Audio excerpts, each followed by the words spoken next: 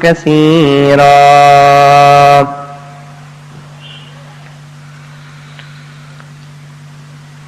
معزز سامعین کرام، بزرگان دین، نوجوانان ملت، میں نے گزشتہ جمعہ نبی کریم حضرت محمد مصطفیٰ صلی اللہ علیہ وسلم کی سیرت کا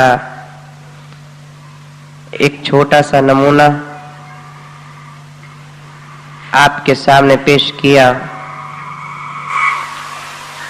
امید کی یاد بھی ہوگا.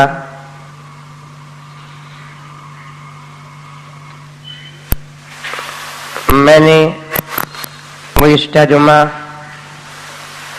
نبی کریم حضرت محمد مصطفیٰ صلی اللہ علیہ وسلم کی عمر شریف کے متعلق ایک حدیث آپ کے سامنے بتائی.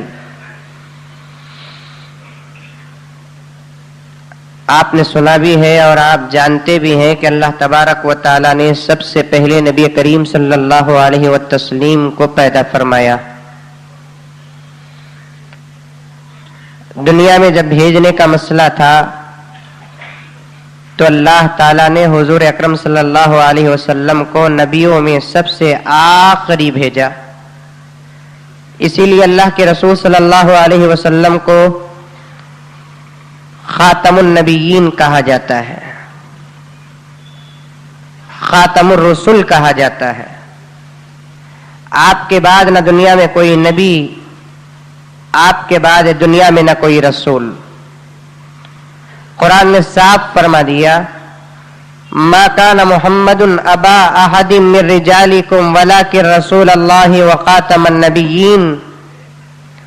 اے پیغمبر محمد صلی اللہ علیہ وسلم، آپ مردوں میں سے کسی کے حقیقی باپ ہو نہیں سکتے.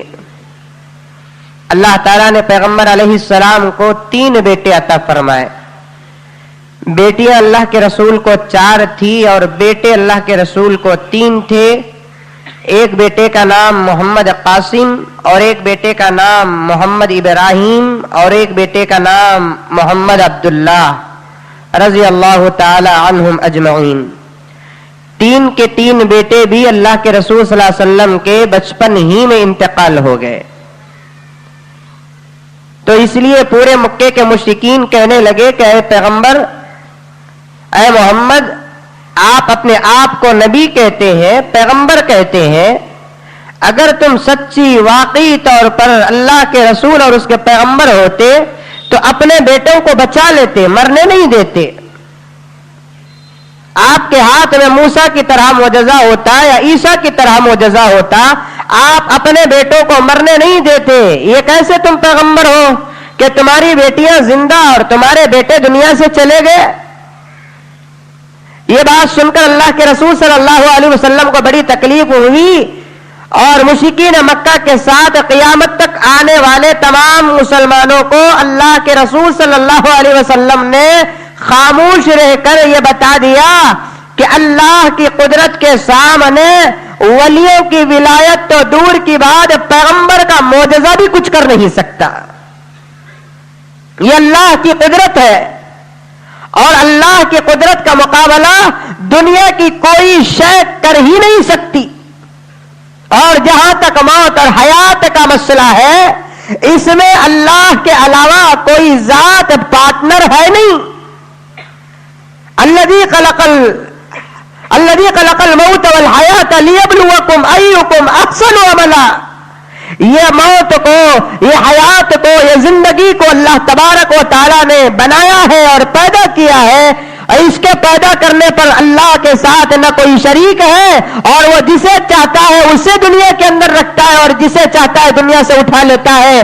اس لیے پیغمبر، تمہاری چاہت ہوگی کہ تمہارا بیٹا دنیا کے اندر زندہ رہے، لیکن میری مرضی نہیں ہے کہ تمہارا بیٹا دنیا کے اندر زندہ رہے. اس لیے میں نے دنیا میں تمہارے بیٹوں کو دنیا سے اٹھا لیا ہے، آپ فکر نہ کریں. حدیث میں آتا ہے کہ جب مشرکین مکہ اللہ کے رسول صلی اللہ علیہ وسلم کو یہ تانا دینے لگے، उसी वक्त अल्लाह तबारक व तआला ने हुजूर अकरम सल्लल्लाहु अलैहि वसल्लम पर सूरतुल कौसर को नाजिल फरमाया। ये 3 आयतों वाली सूरत, इन्ना आतैनाकल कौसर फसल्लि लिरब्बिका वनहर इन्न शानियका हुवल अब्तर। मुशरिकीन मक्का जब अल्लाह के रसूल सल्लल्लाहु अलैहि वसल्लम के तीनों बेटों का एक के बाद दीगर इंतकाल हुआ तो हुजूर को चलते हुए इस किस्म का लफ्ज इस्तेमाल करने लगे, ये मोहम्मद अबतर है। कुरान की आयत में आखिर में आता है ना, इन्न शानियका हुवल अबतर। ये अबतर का माना क्या है? मुफस्सिरीन किराम फरमाते हैं कि ये अबतर उस आदमी को कहा जाता है जिसका कोई मर्द बच्चा ना हो। ऐसे आदमी को अरबी में अबतर कहते हैं इसलिए कि उसका सिलसिला अब खत्म हो गया, जिसे बेटे पैदा नहीं होते। अल्लाह के रसूल सल्लल्लाहु अलैहि वसल्लम ने फरमाया, सिलसिला औलाद से नहीं, सिलसिला ईमान से शुरू होता है। अगर कोई आदमी को बेटे नहीं और सिर्फ बेटियां रह गई है और वो बेटियां नेक बन गई तो अल्लाह तबारक व तआला उन बेटियों से जो इज्जत देता है, जिंदे बेटों से वो इज्जत नहीं देता। अबतर का माना जो मुशरिकीन मक्का ने लिया वो हरगिज हो नहीं सकता, इसलिए अल्लाह तबारक व तआला ने फरमाया, इन्ना आतैनाकल कौसर फसल्लि लिरब्बिका वनहर इन्न शानियका हुवल अब्तर। ऐ पैगंबर, आप फिक्र न करें, इन बेटों के बदले में हमने आपको कौसर अता फरमाया है। इन्ना आतैनाकल कौसर, मुफस्सिरीन किराम ने इसके 3 माने लिए। एक कौसर से हौज़े कौसर, वो हौज़े कौसर जो हशर के मैदान में अल्लाह तबारक व तआला ने बहुत बड़ा हौज बनाया, उस हौज के पास पैगंबर को खड़ा करेंगे और पैगंबर के हाथ में चांदी के, सोने के और हीरे जवाहरात के जग होंगे। अल्लाह के रसूल सल्लल्लाहु अलैहि वसल्लम उसमें से पानी डुबो कर अपने गुलामों को पिलाया करेंगे। जरा सोच ले और इस बात को भी अपने जहन में बिठा ले, हौज़े कौसर अल्लाह तबारक व तआला एक हौज बनाते हैं हशर के मैदान में, जहां पैगंबर अलैहिस्सलातु व तस्लीम को खड़ा करेंगे। तफसीर में आता है कि सिर्फ पैगंबर के पास हौज नहीं होगा, हजरत आदम से लेकर आखिरी पैगंबर मोहम्मद रसूलुल्लाह सल्लल्लाहु अलैहि व तस्लीम तक जितने भी अंबिया दुनिया के अंदर तशरीफ लाए, हर पैगंबर का एक हौज होगा। कुर्बान जाइए मेरे आका मदनी मोहम्मद रसूलुल्लाह सल्लल्लाहु अलैहि वसल्लम पर, दूसरे पैगंबरों के मुकाबले में मेरे आका का हौज सारी दुनिया में सबसे बड़ा होगा। हदीस में आता है कि एक एक दीवार की मसाफत 40-40 साल के बराबर होगी। इतना बड़ा हौज कि इधर से 40 साल की मसाफत, इधर से 40 साल की मसाफत, इधर से 40 साल की मसाफत, इधर से 40 साल की मसाफत, इतना बड़ा हौज होगा। और बेतहाशा लोग जो हुजूर सल्लल्लाहु अलैहि वसल्लम को दुनिया में चाहते थे वो हुजूर सल्लल्लाहु अलैहि वसल्लम के पास आएंगे और आपके दस्त मुबारक से हौज से पानी डुबो डुबो कर पिएंगे। हदीस में आता है जमात दर जमात पैगंबर के पास जाएगी, पैगंबर चेहरों को पहचान पहचान कर बुलाएंगे। सहाबा ने पूछा कि या रसूल अल्लाह, हौज़े कौसर के पास आप अपने गुलामों को कैसे पहचानेंगे? अल्लाह के रसूल सल्लल्लाहु अलैहि वसल्लम फरमाते हैं, हौज़े कौसर के पास मैं मेरे गुलामों को इस हैसियत से पहचानूंगा, जो दुनिया के अंदर सुन्नत पे अमल करता था उसका चेहरा हौज़े कौसर के पास चौदहवीं के चांद से भी ज्यादा रोशन होगा। जो दुनिया में हुजूर सल्लल्लाहु अलैहि वसल्लम के सुन्नतों पे अमल करता था, आखिरत में हौज़े कौसर के पास उसका चेहरा 14वीं के चांद से भी ज्यादा खूबसूरत रहेगा। अल्लाह के रसूल सल्लल्लाहु अलैहि वसल्लम उस नूर को और खूबसूरती को देखकर अपने गुलामों को बुला बुला कर पानी पिलाएंगे। मेरे दोस्तों, उस वक्त क्या हाल होगा? दूसरे सुन्नतों के मुकाबले में दूर की बात, खुद चेहरे की अगर सुन्नत खत्म हो जाएगी तब मेरे पैगंबर मुझे कैसे पहचानेंगे? अल्लाह के रसूल ने फरमाया दूसरे सुन्नतों के मुकाबले में चेहरा रोशन होता है। नमाज पढ़ेंगे तो चेहरा रोशन होता है, सुन्नत के मुताबिक कपड़ा पहनेंगे तो चेहरा रोशन होता है। एक आदमी वो जिसका चेहरा खुद सुन्नत से खाली है, उसे कैसे पहचानेंगे? अल्लाह के रसूल के मेरा गुलाम है। जब ये दाढ़ी मुड़ाने वाला मुसलमान हशर के मैदान में हुजूर अकरम सल्लल्लाहु अलैहि वसल्लम के हौज़ के पास जाकर पानी पीना चाहेगा, अल्लाह के रसूल फरमाएंगे ये तो अबू जहल का औलाद है, अबू लहब का औलाद है, मेरे हौज़र में इसे एक खतरा भी नहीं मिलेगा। पहचान की एक अलामत होनी चाहिए। अगर कोई आदमी सिविल ड्रेस पहनकर पुलिस स्टेशन में घुसना चाहे तो क्या पुलिस वाला नहीं रोकेगा? सिविल ड्रेस पहनकर अगर कोई आदमी मिलिट्री के ग्राउंड में जाना चाहे तो क्या नहीं रोकेगा? सिविल ड्रेस पहनकर अगर कोई नौजवान खिलाड़ी क्रिकेट के मैदान में उतरना चाहे तो क्या उसे नहीं रोका जाएगा? इसी तरीके से अगर कोई मुसलमान सिविल चेहरा बनाकर, सिविल लिबास पहनाकर, सिविल जिंदगी गुजार के पैगंबर के सामने जाएगा तो पैगंबर फरमाएंगे कि ये मेरा ग्राउंड है, मेरे ग्राउंड में उसी को दाखिला है जो मेरी सुन्नतों पे अमल किया करता था। खुद चले की अगर सुन्नत चले गई तो मेरे दोस्तों कैसे पहचानेंगे अल्लाह के रसूल? صحابہ نے فرمایا یا رسول اللہ آپ کیسے پہچانیں گے؟ میری امت جب میری سنتوں پہ عمل کرے گی میں ان کے چہروں کا نور کو دیکھ کر پہچان لوں گا۔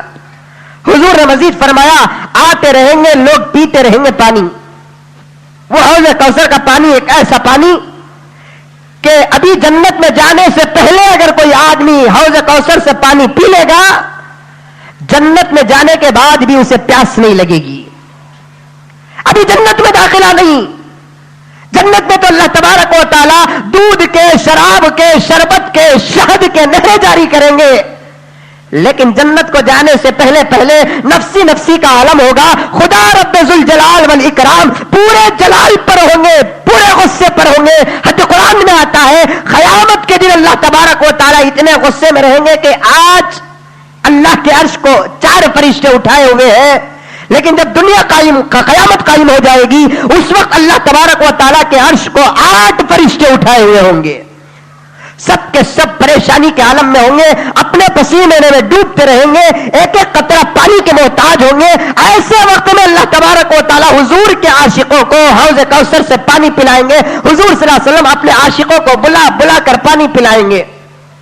میں نے ابھی آپ کے سامنے عرض کیا نا کہ جنت میں جانے سے پہلے اگر آدمی پانی پی لے تو جنت میں پیاس نہیں لگے گی، وہ بھی کیسا کہ سونے کے، چاندی کے کوپ سے، گلاس سے، جگوں سے اٹھا کر پئیں گے۔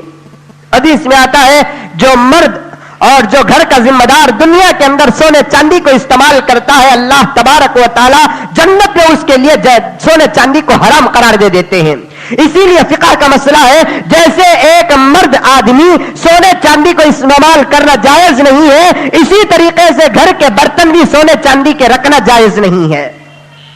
بہت سارے لوگوں کے گھروں کے اندر دیکھیں گے آپ پرانے زمانے میں کوپ ہوتے تھے، تشتریاں ہوتی تھی، اس میں سونے کا گلٹ لگا ہوا رہتا تھا، سونے کا کلر چڑھا ہوا ہوتا تھا۔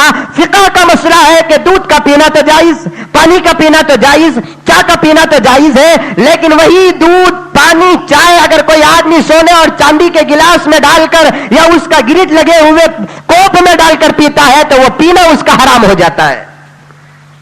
اسی لیے برتنوں کے بارے میں بھی مسائل آپ کو ملیں گے شریعت کے اندر۔ یہ آپ سوچیں گے کہ برتن کے بارے میں کوئی مسئلہ نہیں، خدا کی قسم برتنوں کے بارے میں بھی مسئلہ ہے۔ میں نے بہت سارے نوجوانوں کے گھروں کو، دوستوں کے دکانوں کو گیا، جب ٹھنڈا پینے کا مسئلہ آتا ہے تو معمولی گلاس کے بجائے جو شرابی شراب پینے کے لیے جن ڈیزائن کے گلاسوں کو استعمال کرتے ہیں، یہ پیسے والے اپنے دکانوں کے اندر، گھروں کے اندر شراب کے گلاسوں میں پیپسی ڈال کر لوگوں کو پلاتے ہیں۔ ایسے گلاسوں کا رکھنا بھی گھر کے اندر حرام ہے۔ یہ نہ سمجھے کہ آپ کے گھروں کے گلاس اور برتن پر اللہ کے رسول صلی اللہ علیہ وسلم کا کوئی فیصلہ نہیں ہے۔ یہ نہ سمجھے ایسے ڈیزائن کا گلاس، ایسے ڈیزائن کی کانچ جس میں شرابی شراب ڈال کر مزے لے کر کیا کہتے ہیں ایک گلاس کو دوسرے گلاس سے چیس بول کر ٹکر مار کر پیتے ہیں، ایسا گلاس اگر پانی پینے کے لیے گھر کے اندر کوئی آدمی رکھتا ہے تو ایسا گلاس کا رکھنا بھی حرام، ایسے گلاسوں سے پانی پینا بھی حرام ہے، کیونکہ شرابوں کی مشابہت ہے، کافروں کی مشابہت ہے۔ اس لیے اگر کسی کے گھر کے اندر ایسے کانچ کے گلاس رکھے ہوئے ہیں جو شرابیوں کی گلاس کے ساتھ مشابہت رکھتی ہے تو میرے دوستو بن سے دریا ہوگا، ایسے گلاسوں کو اٹھا کر نیست و نابود کر دو تاکہ ہمارے گھروں کے اندر شراب تو دور کی بات شراب کے گلاس بھی نہ رہے۔ تو اللہ کے رسول صلی اللہ علیہ وسلم سونے اور چاندی کے گلاسوں میں لوگوں کو، اپنے غلاموں کو، عاشقوں کو حوض کوثر سے پانی پلاتے رہیں گے۔ وہاں سونے اور چاندی کے گلاس سے، ہیرے اور جواہرات کے گلاس سے پانی کا پینا، حوض کوثر کا پینا، حوض کوثر سے پینا، شہد کا پینا، شراب کا پینا، وہاں کی شراب کا پینا جائز ہے۔ تو لوگوں کو بلا بلا کر پلائیں گے۔ ایک جماعت آئے گی جو کافی دور ہوگا حوض، اس جماعت کا کئی لوگوں پر مشتمل ایک جماعت جائے گی۔ پہلے ہی گیٹ پہ فرشتے کھڑے ہو کر اس جماعت کو کہیں گے کہ تمہارا ٹھکانہ یہاں نہیں، تمہارا ٹھکانہ جہنم میں ہے۔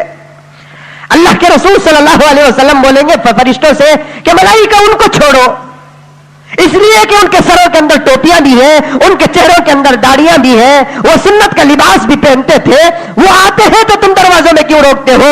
تو اللہ کے رسول صلی اللہ علیہ وسلم کو ملائکہ کہیں گے کہ یا رسول اللہ، یہ ٹوپی تو دنیا کے اندر پہنا کرتے تھے، داڑھی تو دنیا کے اندر چھوڑا کرتے تھے، جھبا اور شرائی اور لنگی تو دنیا کے اندر پہنا کرتے تھے، لیکن آپ کے سنتوں کے ساتھ بدعت پر بھی عمل کرتے تھے۔ جو دنیا میں بدعت پر عمل کرتا تھا اسے حوض کوثر سے حضور کبھی پانی نہیں پلائیں گے۔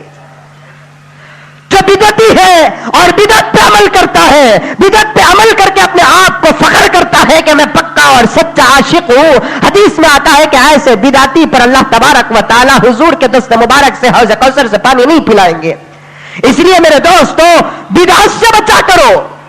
بدعت ایک ایسی چیز کے دیکھنے میں خوبصورت رہتی ہے، لیکن اس پہ عمل کریں گے کریلے سے بھی زیادہ کڑوا۔ اس پر اگر عمل کریں گے بجائے ثواب ملنے کے عذاب ملے گا۔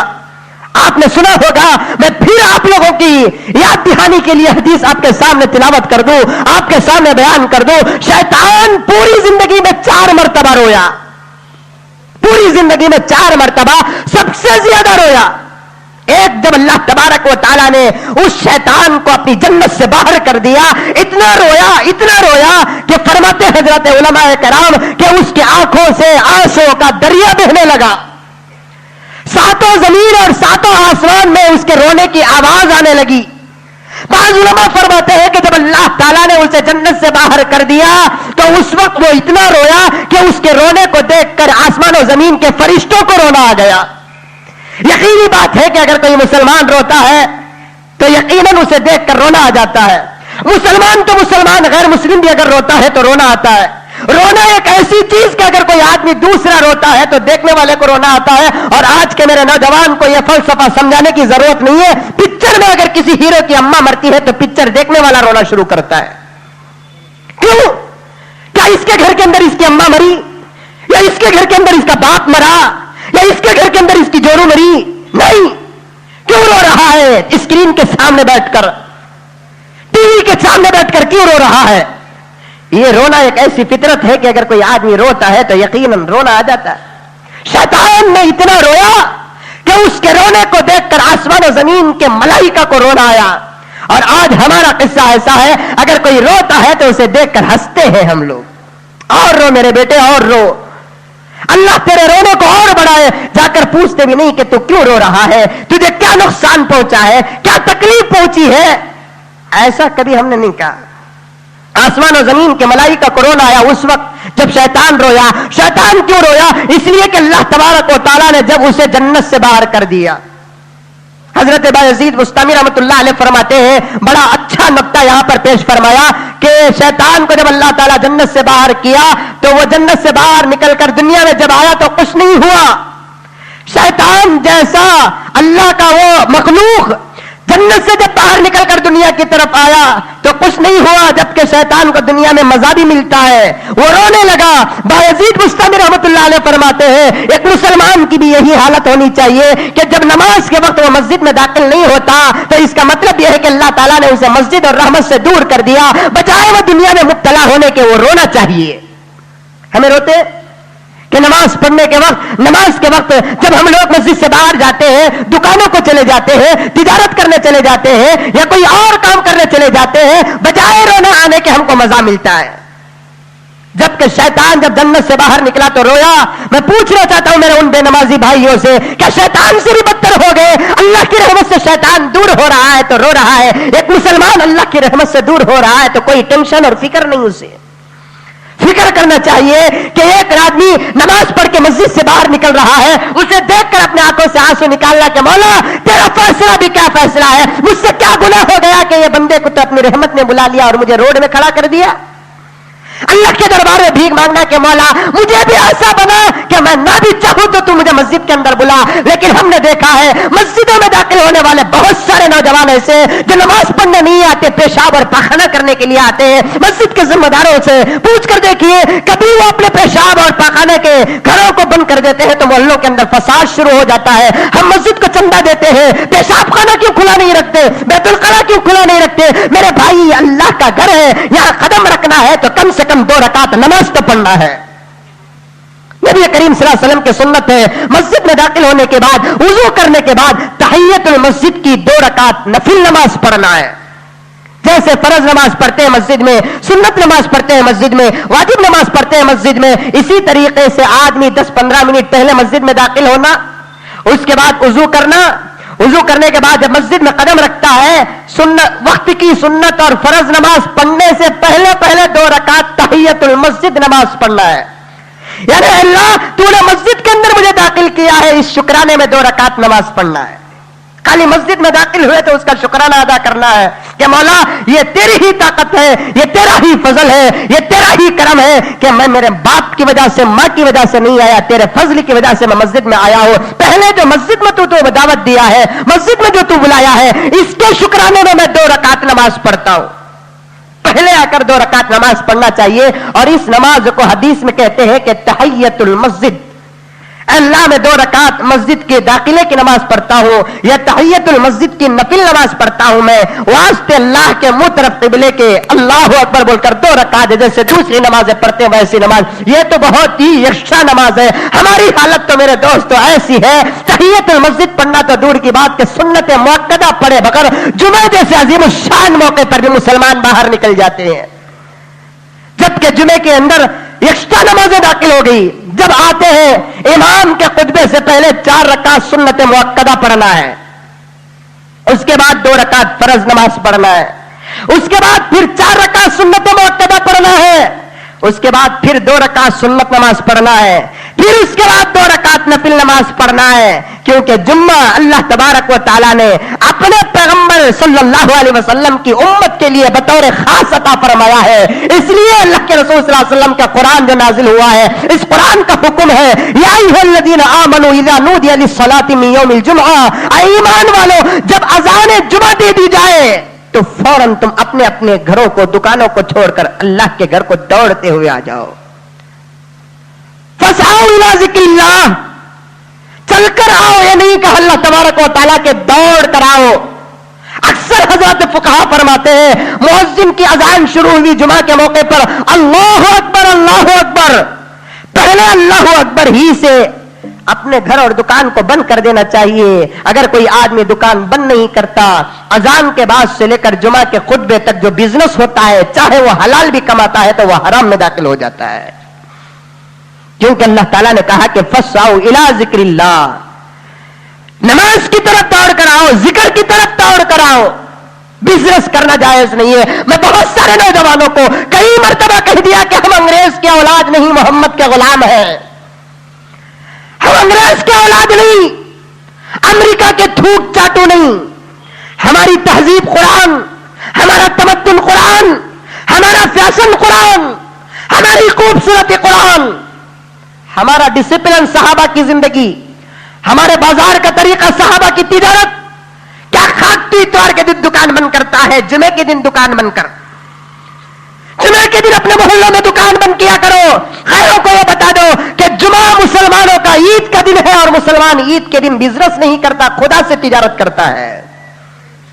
मुसलमान जुमे के दिन कोई दुकान नहीं खोलता, जुमे के दिन खुश होता है, अच्छा पकाकर खाता है, गुस्ल करता है, अच्छे कपड़े पहनता है, आंखों में सुरमा लगाता है, मस्जिद को पहले आता है और उसके बाद तकरीर सुनता है, जुमे का अरबी खुतबा सुनता है, नमाज कई सजदे जुमे के दिन दूसरे दिन के मुकाबले में करता है, उसके बाद जाता है। इसीलिए फुक़हा ने फरमाया जुमे के दिन रोजा रखना मकरूह है, इसलिए कि जैसे कि ईद के दिन रोजा रखना मकरूह है। ईद के दिन क्यों रोजा रखना मकरूह? ईद के दिन अल्लाह की तरफ से दावत, ईद उल बकर को अल्लाह की तरफ से दावत, ईद उल फित्र को अल्लाह तबारक व तआला की तरफ से दावत है। इसी तरीके से जुमे के दिन अगर कोई आदमी अच्छा पकाकर खाता है, यह ना समझे कि हमारे पैसों का खाता है, बल्कि अल्लाह की तरफ से हमारे घर में दस्तरखान में अल्लाह ताला खिलाता है।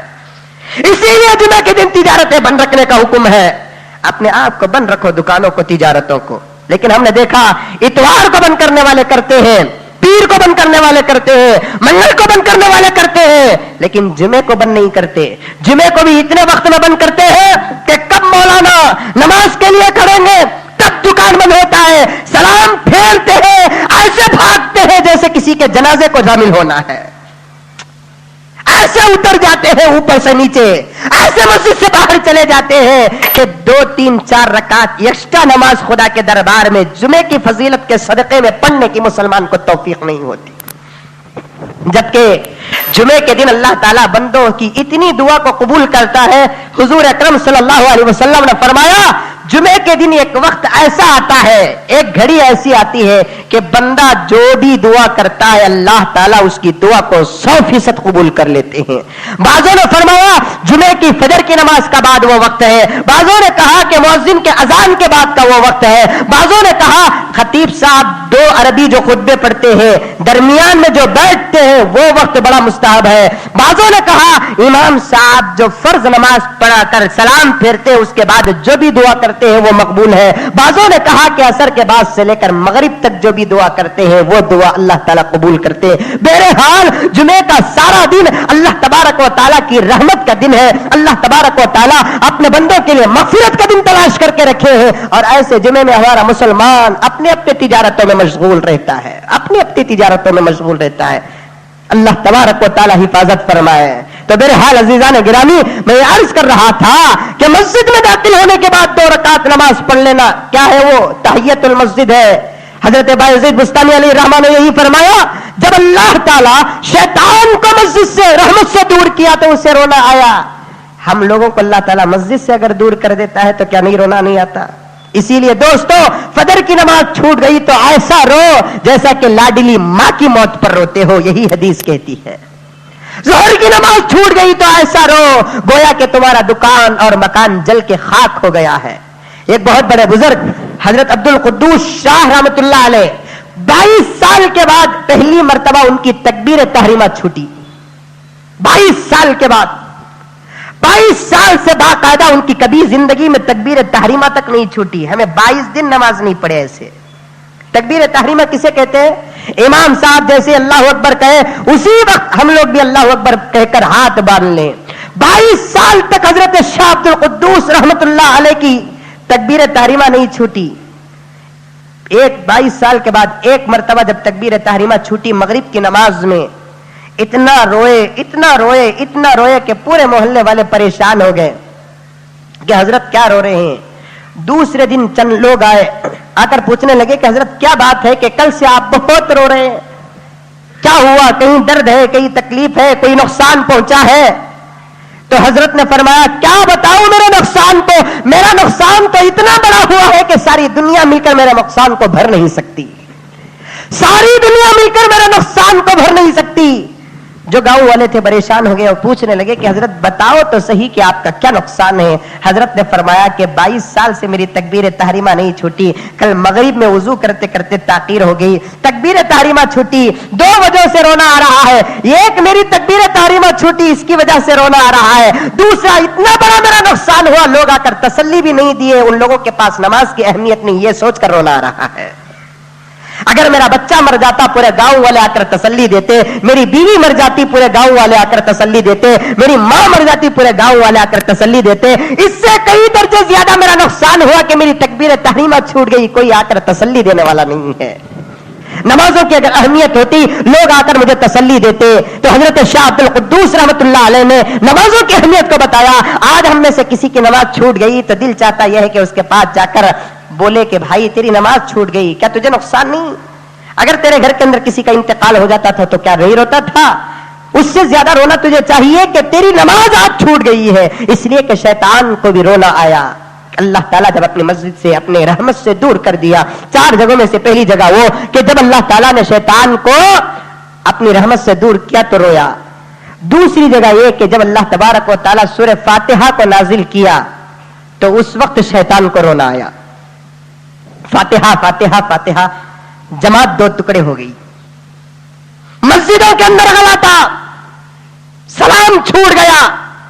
کیا ہے یہ؟ فاتحہ کو نہیں مانتی جماعت, یہ جنت کو جا نہیں سکتی اس لیے کہ فاتحہ کو نہیں مانتی.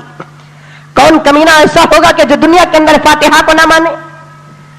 میں تو صاف کرتا ہوں جو فاتحہ کو نہیں مانتا اس کا قرآن مکمل نہیں, کیونکہ 114 سوروں میں اللہ تعالیٰ نے سب سے پہلا سورہ جو رکھا ہے وہ سورہ فاتحہ رکھا ہے.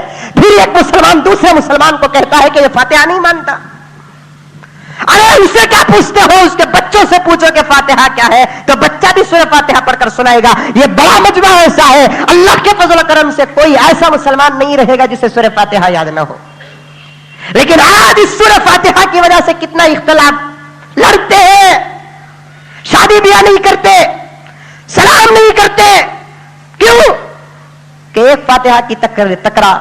ایک جماعت کہتی ہے کہ ہم فاتحہ کے عاشق، ہم فاتحہ کو چاہنے والے. تم نہیں، ساری دنیا کو چاہنا پڑے گا سورہ فاتحہ سے. گھٹنے ٹیک کر، سر ٹیک کر سورہ فاتحہ کو تسلیم کرنا پڑے گا. وہ آدمی مسلمان نہیں جو الحمدللہ رب العالمین کی آیت کا انکار کرتا ہے، الرحمن الرحیم کی آیت کا انکار کرتا ہے، وہ مسلمان نہیں. مالک یوم الدین کا انکار کرتا ہے، وہ مسلمان نہیں. ایاک نعبد و ایاک نستعین کا انکار کرتا ہے، وہ مسلمان نہیں. اہدنا الصراط المستقیم صراط الذین انعمت علیہم غیر المغضوب علیہم ولا الضالین. یہ 7 آیتوں والی سورت جس کے متعلق اللہ تبارک و تعالیٰ نے پیغمبر کو بتایا کہ پیغمبر وَلَقَدْ آتَيْنَاكَ سَبْعًا، اے پیغمبر ہم نے آپ کو 7 مدرسے الگ ہو گئے، تقریر الگ ہو گئے. سیرت کا جلسہ ہے، سیرت کی تقریر کرنے والا ملا نہیں ہوگا، فاتحہ کی فضیلت بتانے والا ہوگا. حضور صلی اللہ علیہ وسلم کی سیرت کا جلسہ، یہ بڑا بڑا اشتہار لگائیں گے محلوں کے اندر، جلسہ سیرت النبی. اس جلسہ سیرت النبی میں آ کر مولوی اگر تقریر کرتا ہے تو نہ داڑھی کے بارے میں تقریر کرتا ہے، نہ جھبے کی سنت کے بارے میں تقریر کرتا ہے، نہ حضور کی ولادت کے بارے میں تقریر کرتا ہے، نہ حضور کے وفات کے بارے میں تقریر کرتا ہے، نہ حضور کے غزوات کے بارے میں تقریر کرتا ہے، نہ حلال اور حرام کے بارے میں تقریر کرتا ہے. بلکہ باہر ممالک سے فلائٹ میں جس مولوی کو بلا کر اپنے اپنے محلوں کے اندر تقریر رکھتے ہیں، جلسے سیرت النبی کے عنوان پر، میلاد النبی کے عنوان پر، وہ مولوی آ کر لوگوں سے پیسے وصول کرنے کے لیے اس کا موضوع ہی ہوتا ہے سورہ فاتحہ. کیا لا کر رکھ دیا. جا کر دیکھو بدلی ہوئی بائبل پر لوگوں کا اختلاف نہیں ہے، ہمارا قرآن جیسے کا ویسا ہے. اس سورہ فاتحہ پر مسلمانوں کا اختلاف ہے. کہتے ہیں کہ یہ جماعت فاتحہ کو ماننے والی، یہ جماعت فاتحہ کو نہیں ماننے والی. الزام ہے سب فاتحہ کو مانتے ہیں، سب فاتحہ کو مانتے ہیں، لیکن فرق یہ ہے کوئی نماز میں فاتحہ پڑھتا ہے، کوئی مغفرت کے لیے فاتحہ پڑھتا ہے، کوئی ثواب کے لیے فاتحہ پڑھتا ہے، کوئی اپنے آخرت کو سدھارنے کے لیے فاتحہ پڑھتا ہے. تو کچھ ایسے ہوتے ہیں کہ بوندی کے لیے، 11ویں کی بریانی کے لیے، چھپے ہوئے قبروں کے لیے فاتحہ پڑھتا ہے. صحیح معنی میں فاتحہ کا عاشق وہ ہے جو نماز میں پڑھتا ہے. صحیح معنی میں فاتحہ کا عاشق وہ ہے جو ایصال ثواب کے لیے پڑھتا ہے. صحیح معنی میں فاتحہ کا عاشق وہ ہے جو کسی کی مغفرت کے لیے پڑھتا ہے. صحیح معنی میں فاتحہ کا عاشق وہ ہے جو اپنے جسم کی بیماری کو دور کرنے کے لیے پڑھتا ہے. جبکہ اللہ کے رسول نے فرمایا کہ سورہ فاتحہ کے اندر 70 بیماریوں کی شفا اللہ تبارک و تعالی نے رکھا ہے. اگر کوئی آدمی فاتحہ کو بوندی کے لیے پڑھے، فاتحہ کو تکرار کے لیے پڑھے، فاتحہ کو بریانی کے لیے پڑھے، تو پھر دوستو ایسا مسلمان بدعت میں مبتلا ہے. ضرور پڑھ سکتے ہیں آپ، دعا میں بھی سورہ فاتحہ پڑھ کر ایصال ثواب کر سکتے ہیں. وہ زبردستی سختی کے ساتھ عصر کی نماز کے بعد امام صاحب کی دعا میں درمیان میں فاتحہ، کیا معنی ہے اس کا؟ اس کا معنی ہوتا ہے کہ اقرأ الفاتحہ، فاتحہ پڑھو ایصال ثواب کرو. روز کرنا، آج کے اثر میں کر لیا چلو فبیہا جائز، کل بھی کر لیا چلو فبیہا جائز، لیکن روز سختی کے ساتھ کرنا، کسی دن اگر نہیں کرے تو تکرار کرنا، یہ میرا فتویٰ نہیں، سیدنا حضرت امام ابو حنیفہ رحمۃ اللہ علیہ کا مسلک ہے، فتویٰ ہے. مستحب چیز کو بھی اگر کوئی آدمی ضروری قرار دیتا ہے تو وہ مستحب بھی بدعت بن جاتی ہے. ایسا ضروری سمجھنا کہ اس کی وجہ سے تکرار آ جائے تو یہ بدعت ہوتا ہے، ورنہ فاتحہ پر کسی کا اختلاف نہیں ہے. فاتحہ تو سب کو پڑھنے کی چیز ہے. نماز کے بارے میں آتا ہے حکم کہ اگر کوئی آدمی اکیلے نماز پڑھتا ہے تو وہ جب تک فاتحہ نہیں پڑھتا اس کی نماز پوری نہیں ہوتی. امام کے ساتھ اگر نماز پڑھتا ہے تو امام پورے مجمع کے طرف سے سورہ فاتحہ پڑھ لیتا ہے. بہرحال امام کی نماز ہو یا مصلی اور منفرد کی نماز ہو، جب تک سورہ فاتحہ نہیں پڑھیں گے اس کی نماز مکمل نہیں ہوتی. لا صلاۃ لمن لم یقرأ بفاتحۃ الکتاب. صحیح حدیث اللہ کے رسول صلی اللہ علیہ وسلم نے فرمایا اس آدمی کی نماز نہیں ہوتی جس نے اپنی نماز میں سورہ فاتحہ کو نہ پڑھا ہو. یہ ہے فاتحہ. یہ فاتحہ کی قدر کیا چیز ہے، آج کے کسی مولوی کو پوچھنے سے پہلے جس شیطان کی وجہ سے ہم تباہ ہو رہے ہیں اس شیطان کو پوچھو کہ فاتحہ کی فضیلت کیا ہے. آج کے کسی پیر سے، آج کے کسی ملا کو پوچھنے سے پہلے جس شیطان کی وجہ سے ہم گمراہ ہو رہے ہیں نا، اس شیطان کو پوچھو کہ اس فاتحہ کا مقام کیا ہے. ورنہ کیوں رویا فاتحہ کے نازل ہونے پر شیطان؟ سورہ بقرہ نازل ہوا نہیں رویا، سورہ آل عمران نازل ہوا نہیں رویا، سورہ فلق نازل ہوا نہیں رویا، سورہ رحمان نازل ہوا نہیں رویا، سورہ فاتحہ نازل ہوتا ہے تو رونا آتا ہے شیطان کو. کیوں؟ وہ جانتا ہے کہ یہ سورہ فاتحہ کا مقام کیا ہے، اس سورہ فاتحہ کی عظمت کیا ہے. تو دوسری جگہ وہ کہ سورہ فاتحہ کے نازل ہونے پر شیطان بہت زیادہ رویا. کیوں رویا؟ کہ اللہ کو منانے کا یہ واحد دروازہ ہے، اللہ کو منانے کا واحد دروازہ ہے. امی کے پاس جب بچہ مانگتا ہے تو پہلے جا کر امی کو لپیٹتا ہے، ایک دو تین بوسے دیتا ہے. بچے کے چھوٹے موٹے دو تین بوسے سے ماں خوش ہو کر فوراً 1 روپیہ 2 روپے اٹھا کر دے دیتی ہے. تو یوں سمجھو کہ خدا کی رحمت کو اگر کوئی بندہ سورہ فاتحہ پڑھ کر خدا کے دربار میں مانگتا ہے، یہ سورہ فاتحہ نہیں بلکہ خدا کی رحمت کو بوسہ دے رہا ہے. جب جیسے ہی سورہ فاتحہ بندہ پڑھتا ہے تو اللہ کی رحمت کو جوش آتی ہے. وہ خدا جو 70 ماہ کی محبت کرنے والا ہے بلکہ اس سے بھی زیادہ محبت کرتا ہے، بندے کو اس کے تمام خواہشات پورے کر کے رکھ دیتا ہے. سورہ فاتحہ پورے قرآن کا جز ہے. اسی لیے شیطان سمجھ گیا کہ سورہ فاتحہ کیا ہے. دن میں جتنے مرتبہ نماز پڑھتا ہے ایک حساب ڈالیں گے آپ اور میں. دیکھیے صبح کو 2 رکعت سنت نماز، 2 رکعت فرض نماز، تو 4 مرتبہ سورہ فاتحہ پڑھتا ہے کہ نہیں پڑھتا ہے؟ اب ظہر کی نماز لے لو، 4 رکعت سنت نماز، 4 رکعت فرض نماز، 2 رکعت سنت نماز، 2 رکعت نفل نماز، 4 4 8 1 4 12 مرتبہ سورہ فاتحہ پڑھتا ہے. صبح کے 4 اور دوپہر کے 12 کتنے ہوئے؟ 16 ہوئے. پھر عصر کی نماز میں 4 رکعت سنت پہلے، پھر 4 رکعت فرض نماز پڑھتا ہے. 8 اور 16 کتنے ہوئے؟ 24 ہو گئے ہیں. مغرب کی نماز میں 3 مرتبہ 3 فرض ہے، 2 سنت ہے اور 2 نفل ہے، 7 مرتبہ پڑھتا ہے. 7 اور 24 کتنے ہوئے؟ 31 ہوئے. پھر عشاء کی نماز میں حساب ڈالو، 4 رکعت پہلے سنت، پھر 4 رکعت فرض ہے، 2 رکعت سنت ہے، پھر 3 رکعت واجب ہے. 4 4 8 1 2 10، پھر 3 رکعت واجب 13، پھر 2 رکعت نفل نماز پڑھتا ہے 15 اور 30 پر 1 کتنے مرتبہ ہوئے؟ 40 پر 6 مرتبہ اللہ کے دربار میں بندہ بھیک مانگتا ہے کہ اہدنا الصراط المستقیم، اے اللہ مجھے سیدھے راستے پر چلا. مالک یوم الدین، مولا تیرے سوا کوئی مالک نہیں ہے. دن میں 40 پر 6 مرتبہ بندہ خدا کے دربار میں گھگاتا ہے، جبکہ خدا کی ذات تو وہ ہے کہ بندہ 1 مرتبہ پکارتا ہے تو 70 مرتبہ خدا جواب دیتا ہے. خدا کی ذات تو وہ کہ بندہ اگر 1 مرتبہ پکارتا ہے تو اللہ تعالیٰ 70 مرتبہ جواب دیتے ہیں. 40 پر 6 مرتبہ اگر بندہ پکارے تو پھر اللہ کے جواب کا عالم کیا ہوگا. یہ ایک دن کی نماز ہی اسے پکا مسلمان بنانے کے لیے کافی ہے. لیکن افسوس کہ معنی کو ذہن میں رکھ کر ہم لوگ نہیں پڑھتے، مطلب کو ذہن میں رکھ کر نہیں پڑھتے، تفسیر کو ذہن میں رکھ کر نہیں پڑھتے. طوطا مینا کی طرح رٹ لیا، مسجد میں آ کر کھڑے ہو گئے. ارے کم سے کم تم کو پڑھنا نہیں آتا تو پڑھنے والا جو پڑھتا ہے اسے سنو تو غور سے کہ کیا پڑھ رہا ہے. اس لیے کہ سورہ فاتحہ کے اندر تعریف بھی ملے گی، حشر کا مقام بھی ملے گا، اللہ سے مدد کا طریقہ بھی ملے گا، ہدایت کا راستہ بھی ملے گا، گمراہ لوگوں سے بچنے کا طریقہ بھی ملے گا. 46 مرتبہ ایک بندہ عام نمازوں میں جب اللہ کے دربار میں سورہ فاتحہ پڑھتا ہے، شیطان کو معلوم کہ یہ سورہ فاتحہ وہ ہے جو دن میں کم سے کم 46 مرتبہ اللہ اور اللہ کے رسول کا بندہ اور غلام پڑھتا ہے. میں لاکھ اس کو گمراہ کروں لیکن 1 مرتبہ سورہ فاتحہ پڑھے گا، میری پوری گمراہی تباہ ہو جائے گی. اسی لیے شیطان جب جنت سے باہر نکلا خدا سے چیلنج کیا کہ مولا تو نے اس بندے کے لیے، انسان کے لیے جنت سے باہر کر دیا، اب تو اجازت دے کہ میں اس کے اندر گھسنا چاہتا ہوں، اس کے دل میں گھسنا چاہتا ہوں، اس کے خون میں گھسنا چاہتا ہوں. اللہ نے فرمایا کہ تو گھس کے کیا کرے گا؟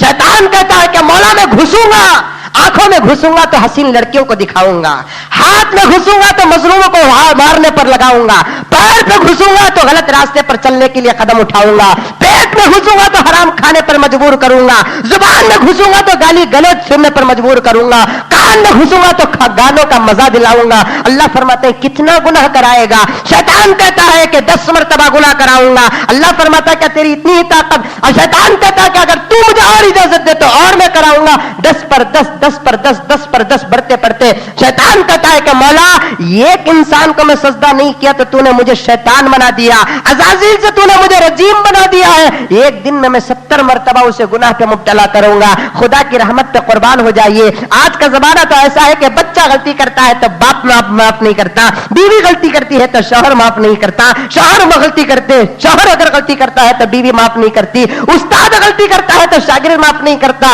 मजलूम से कोई भूल हो जाती है तो जालिम नहीं छोड़ता। उस खुदाए पाक वहदहू ला शरीक की मोहब्बत और रहमत पे कुर्बान हो जाओ। शैतान से चलन अल्लाह तबारक व तआला करता है, तू भी मेरा एक बंदा, ये भी मेरे बंदे हैं, तू भी मेरा मखलूक, ये भी मेरा मखलूक है। जब ये मेरी मखलूक को तो 70 मरतबा गुमराह करने की ताकत रखता है, खुदा की कसम यही 70 मरतबा गुनाह करने के बाद एक मरतबा मेरा बंदा मुझसे माफी चाहे तो एक ही मरतबा पूरे गुनाहों को माफ कर दूंगा मैं। ये नहीं कि दिन में 70 मरतबा गुनाह हुए, 70 मरतबा माफी चाहने की जरूरत नहीं है, बल्कि एक ही मरतबा अगर कोई बंदा अल्लाह ताला से रात को सोते हुए दुआ करता है कि मौला मेरे से गलती हो गई दिन में, तू माफ फरमा, अल्लाह मेरे से गलती हो गई आज सारा दिन, मैंने जिना कर दिया मौला, मैंने सूद खा लिया मौला, मेरे से हराम हो गया मौला। रात को सोते वक्त अगर अल्लाह ताला के दरबार में माफी तलब करके सोता है, रात को अगर इस तौबा और इस्तगफार के बदले में रात को अगर मर गया, नामा अमाल को बिल्कुल साफ और शफाफ देखेगा। इसका मतलब ये नहीं हो दिन में गुनाह करेंगे भी रात को माफी चाहेंगे, रात को बाटल मारेंगे सुबह को माफी चाहेंगे, ऐसा नहीं है। मेरे हाल पक्का इरादा करना है कि आज के बाद मुझसे कोई गुनाह नहीं होगा, फिर भी अगर गुनाह हो गया तो फिर माफी चाहना है। अल्लाह तबारक व तआला शैतान से चैलेंज किया। शैतान को मालूम था कि सूरह फातिहा क्या है, सूरह फातिहा की अजमत क्या है, सूरह फातिहा का मकाम क्या है। इसीलिए सूरह फातिहा के नाजिल होने पर शैतान रोया था दूसरी मरतबा।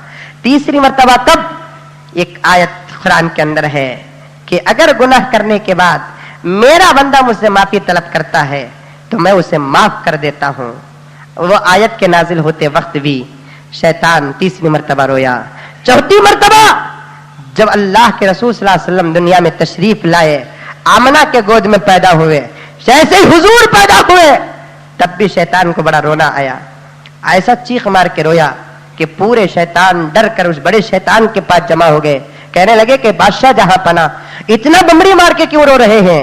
तो बड़े शैतान ने कहा, कमीनों बेवकूफों नहीं मालूम कि मक्के की सरजमीन पर आखिरी पैगंबर पैदा हो चुका है।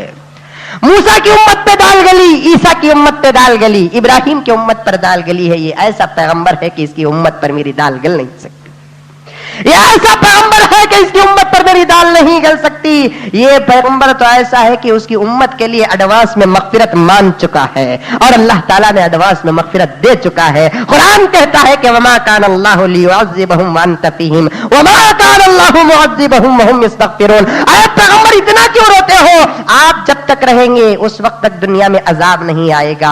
आप जिनके लिए मगफिरत की दुआ करे हैं उनके लिए भी अजाब दुनिया के अंदर नहीं आएगा। कमीनों जाकर देखो कि मक्के की सरजमीन पर आखिरी पैगंबर मोहम्मद रसूलुल्लाह पैदा हो चुके हैं। उनकी पैदाइश पे मुझे रोना आ रहा है। इतना रोते रोते शैतान रोते रोते अचानक हंसना भी शुरू कर दिया है। ये जो छोटे मोटे शैतान थे, ये शैतान के ड्रामे को देखकर परेशान, अभी रो रहा था, अभी हंस रहा है, पागल हो गया होगा, शायद बेंगलुरु के मेंटल हॉस्पिटल में दाखिल करना पड़ेगा।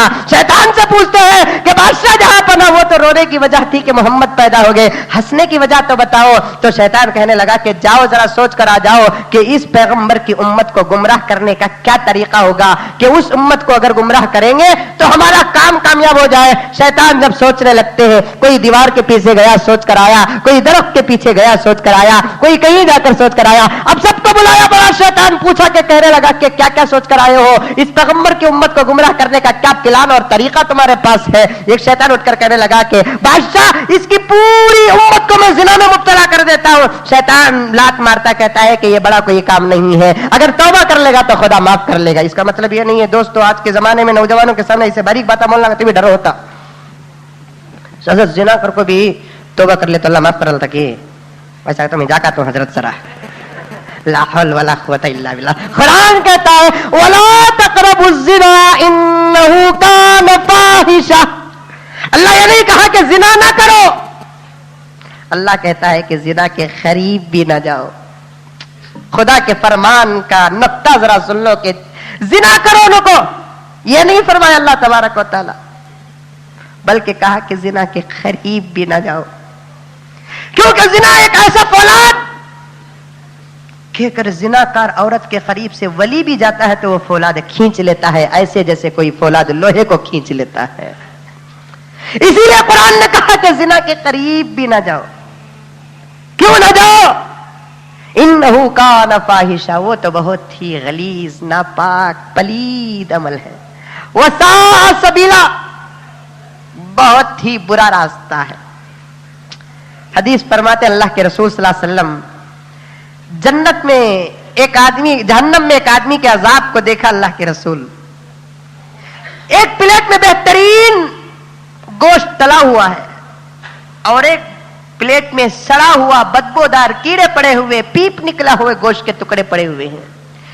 فرشتہ دونوں گوشت کے پلیٹوں کو ہاتھ میں پکڑ کر ایک آدمی کے سامنے پیش کرتا ہے تو وہ جہنمی اچھے بہترین ترو تازہ تلے ہوئے گوشت کو کھانے کے بجائے سڑے ہوئے گوشت کو اٹھا کر کھاتا ہے تو نگل نہیں پاتا. حضور جب آ کر سنائے صحابہ کو تو صحابہ نے پوچھا یا رسول اللہ یہ کیسا عذاب ہے؟ جنت میں اللہ تعالیٰ سب سے بہتر بات تو یہ ہے کہ اچھا گوشت دے رہا ہے، کم از کم وہ کھا لینا نہیں. جہنم میں وہ اچھا گوشت کھانے کے بجائے جہنم میں برا گوشت کھا رہا ہے.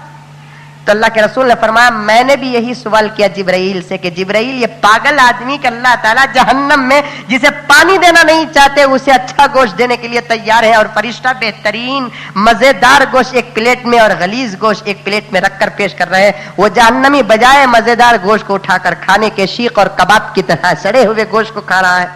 تو اللہ کے رسول کو جبرائیل نے کہا کہ یا رسول اللہ یہ آپ کی امت کا وہ آدمی کے گناہ کی مثال ہے جس کے پاس بیوی رہ کر بھی دوسری عورتوں پہ اگر مبتلا ہوتا ہے تو وہ جہنم میں سڑے ہوئے گوشت کو کھائے گا. بیوی کے ہوتے ہوئے اگر دوسری عورت پہ مبتلا ہوگا سڑے ہوئے گوشت کو کھائے گا. اللہ ہر ایک کی حفاظت فرمائے. تو ایک شیطان آیا کر کہنے لگا کہ جہاں فلاں پوروں کو میں زنا میں مبتلا کر دوں گا. یہ کوئی بڑا پلان نہیں ہے. ایک آدمی آیا کر کہنے لگا، ایک شیطان آیا کر کہنے لگا جہاں فلاں پوروں کو شراب پلا دوں گا. یہ بھی بڑا کام نہیں ہے. ایک شیطان آیا کر کہنے لگا پوروں کو کتوں کی طرح لڑا دوں گا. یہ بھی بڑا کام نہیں ہے. آج ایک مسلمان یہ تھپڑ مارا، وہ مسلمان ایک تھپڑ مارا، شام کو ایک مسلمان دوسرے مسلمان کو سلام کرتا ہے، وہ وعلیکم سلام کہتا ہے تو یہ مار کا کفارہ ہو جاتا ہے. کوئی بڑا کام نہیں. تو شیطان سب کو کہتا ہے تم بچوں کے بچے ہو، میں بڑا کا بڑا رہ گیا، میں جو سوچا وہ نہیں سوچا، اسی لیے تو میں ہنسا. کیوں؟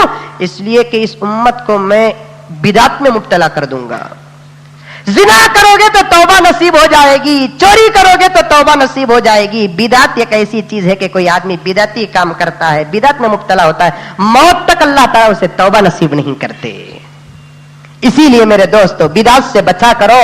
بات کہیں سے کہیں چلے گئی. تفصیل بتانا میرا مقصود بھی تھا کہ حوض کوثر کے پاس اللہ تبارک و تعالیٰ اپنے عاشقوں کی سنت کے نور سے بلائیں گے. یہ ایک جماعت کے پاس تو سنت رہے گی، وہ داخل ہونا چاہیں گے، فرشتے ان کو آ کر دروازوں میں روک لیں گے.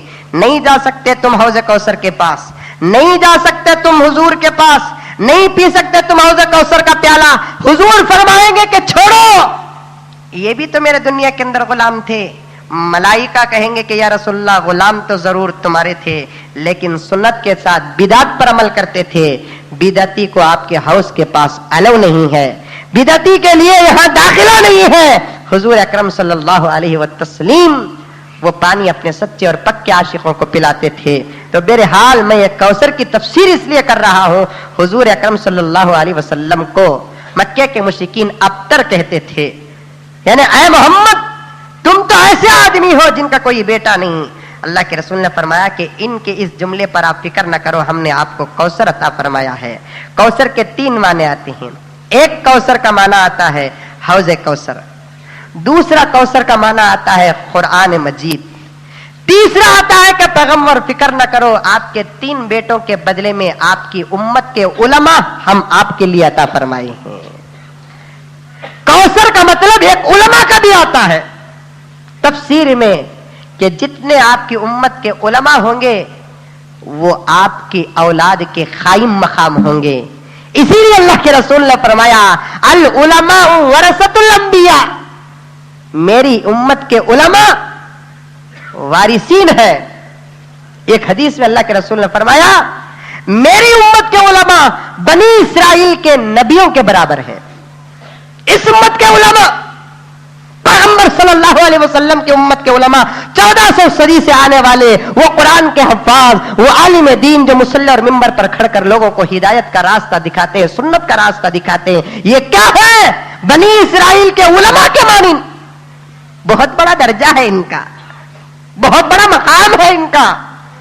मैं ये नहीं कहता कि आप सब मेरी इज्जत करें, मैं तो गुनहगार हूं, लेकिन जितने उलमा पर नजर पड़ेगी खुदा की कसम उनकी इज्जत करना तुम्हारे ऊपर ऐसे ही वाजिब है जैसे नमाज पढ़ना वाजिब है। इसीलिए हदीस में आता है कि काबे को देखकर दुआ करो तो दुआ कबूल, जमजम को देखकर दुआ करो तो दुआ कबूल, कुरान को देखकर दुआ करो तो दुआ कबूल। खुदा की कसम हदीस में बताऊंगा आपको, अन्नज़रतु इलल आलिम, आलिम की तरफ अगर कोई आदमी देखकर दुआ करता है तो उसकी दुआ भी कबूल हो जाती है। आलिम को देखना भी इबादत है, उसकी बातों पर अमल करना तो दूर की बात कि अगर कोई आदमी आलिम को देख भी लेता है।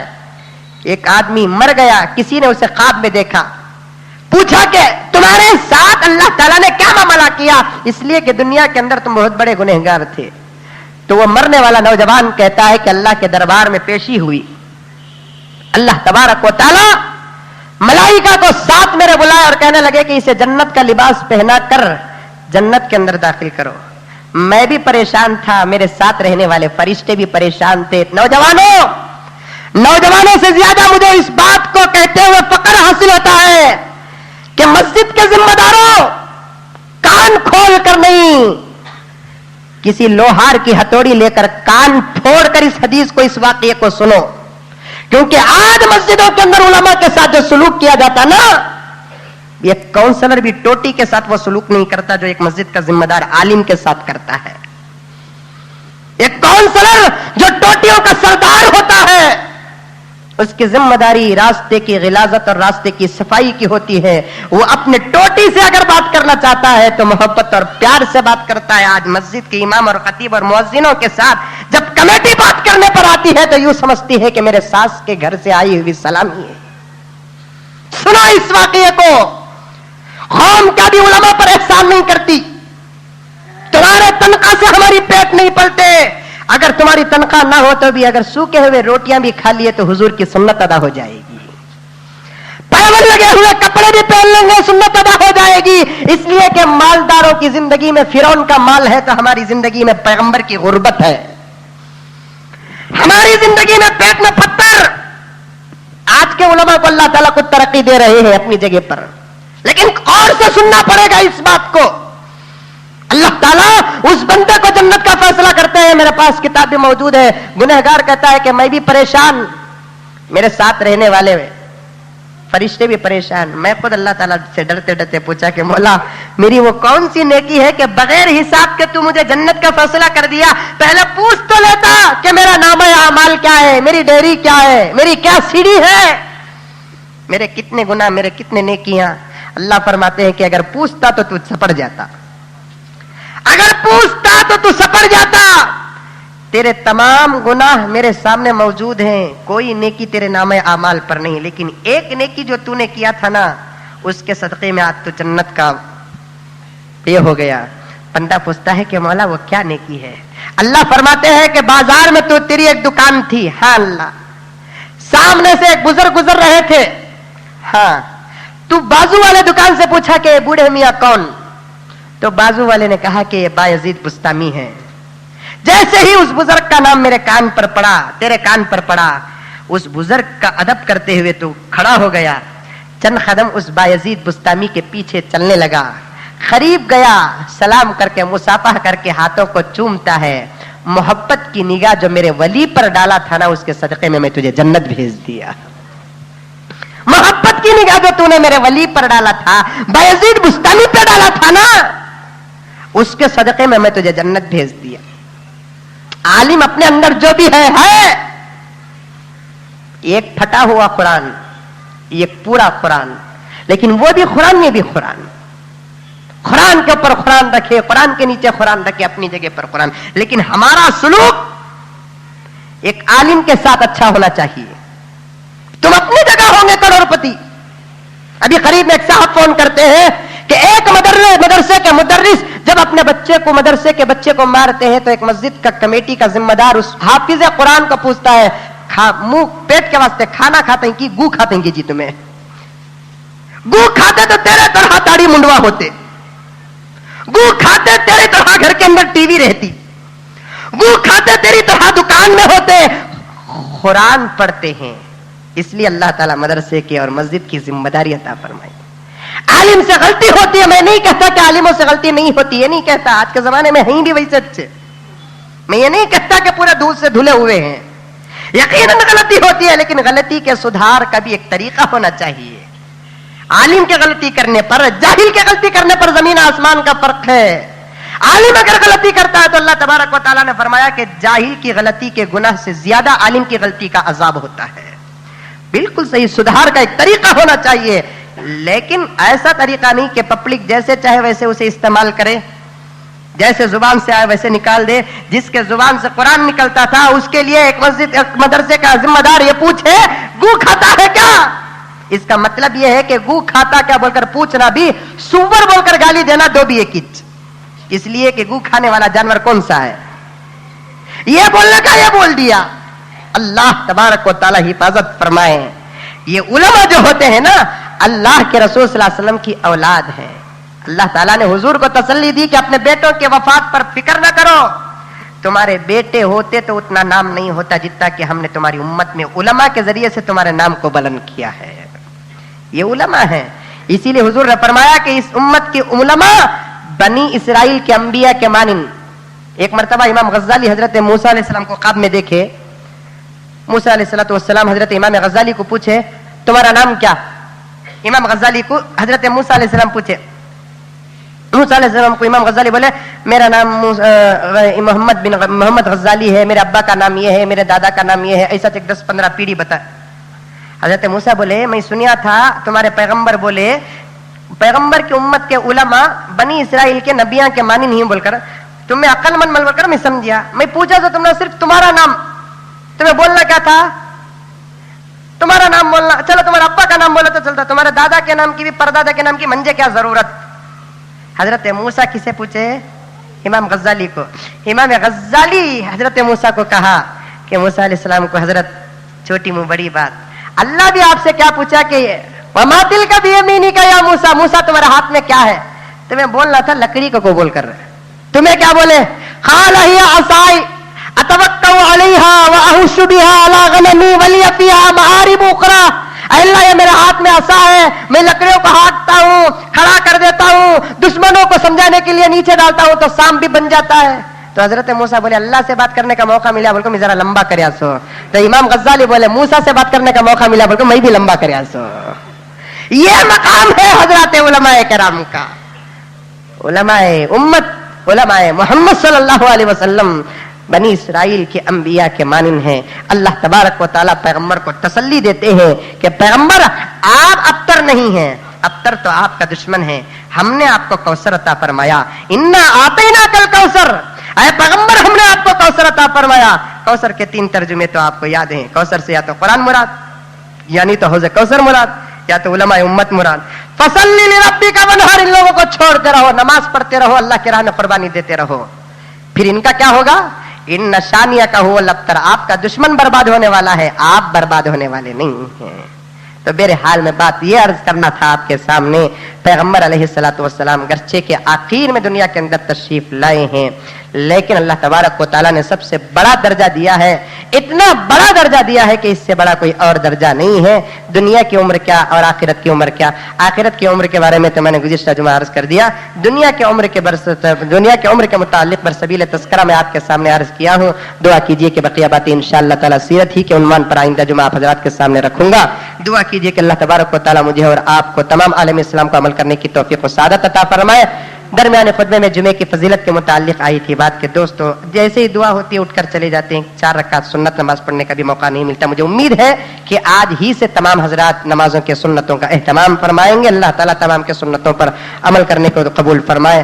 آخر میں حسب معمول ہماری مسجد کے چندے کے متعلق الحمدللہ پورے بنگلور کے اندر ہمارے اس مسجد کا چندہ بہت دور دور تک نام پہنچ رہا ہے. کل ہی میرے والد محترم ایک نکاح کے سلسلے میں یہاں تشریف لائے تھے, نکاح ہوئی, चंदे पर नजर पड़ी। आज सुबह को मैं जब उड़ीसा से बेंगलोर पहुंचा, नाश्ते के दरमियान में अब्बाजान बोल रहे लगे, क्या बेटे तुम्हारी मस्जिद का चंदा हमारी मस्जिद का रिकॉर्ड तोड़ रहा है ना। क्या मैं अब्बा को ऐसे ही मजाक कर रहा था कि अब्बाजान आप रिटायर्ड के करीब है, मैं अभी जवान हो रहा हूँ। समझ में आई बात है। तो अब्बाजान ऐसे ही बोलते, बेटे तुम्हारे मस्जिद का चंदा हमारी मस्जिद के चंदे का रिकॉर्ड तोड़ रहा है। मैंने कहा कि अब्बाजान आप जयनगर में रहते हैं, जयनगर, जेपी नगर, तिलक नगर सब एक अच्छा मालदारों का तबका है। हमारा जो इलाका है रोज ताजा रिज़्क़ ताजा है, और मालदार मंजे का तो 2 घुट पानी ज्यादा पीते हैं। जो भी नौजवान मेरा तबका चाहता है, कोई ऑटो चलाने वाला होता है, कोई रोज ताजा रिज़्क़ ताजा मजदूरी करने वाले हैं, मुतवस्सित तबके के हैं, अल्लाह के फजल और करम से अल्लाह और अल्लाह के रसूल का जब वास्ता आता है तो जरूर डालते हैं। अब्बा ने एक जुमला कहा कि बेटे दुनिया के इब्तिदा से लेकर आज तक और क़यामत तक अल्लाह ताला इस दीन का काम लिया तो ज्यादा से ज्यादा गरीबों के सदक़े में लिया है। मुझे बहुत दिल को लगी कि अल्लाह के फजल और करम से आपका दिया हुआ पैसा 2 तरफ से कामयाब हो रहा है। एक अल्लाह के दरबार में भी, दूसरा जो मकसद से देते हैं कि कुछ ना कुछ इज्जत मिलेगी, वो इज्जत भी अल्लाह तबारक व तआला हजरत उलमा की नजर में दे रहा है। इसलिए आप तमाम हजरात से गुजारिश है कि तामीर का काम बहुत बड़ा बाकी है। जो जगह के तंग हो रही है इसके बारे में भी हल्का एक जरिया सामने आया, इंशाल्लाह मैं किसी जुमा आप हजरात के सामने रखूंगा।